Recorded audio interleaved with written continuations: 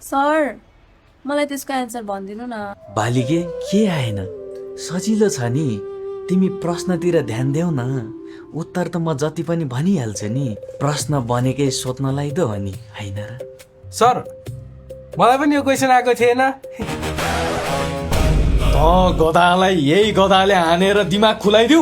Sir अनि यो प्रश्न बनेकै सोध्न त हो नि।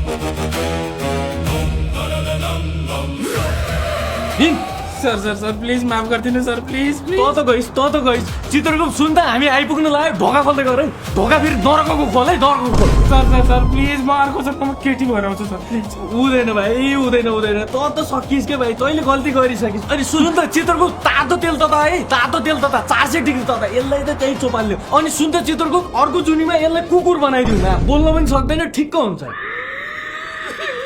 नरो है भाइ, नरो यहाँ त धन्न कुकुर बनाएको छु मैले। हिट बाबुहरू मलाई प्लिज माफ गरिदिनु, हल्का बढी पढाइएछ नि त। ल सुड्डो, एकचोटिको लागि माफी भयो। पढायो भने लिमिटमा पढाउने क्या। के हान्नु आजकल मैले राम्रै पढाइरहेको छु नि, होइन केटा? के नपुग्या जस्तो चाहिँ भइरहेछ। हो र?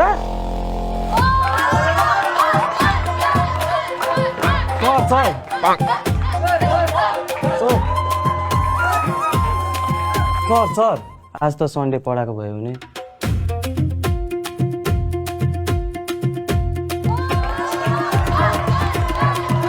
ओए मुडे sir, what is this behaviour?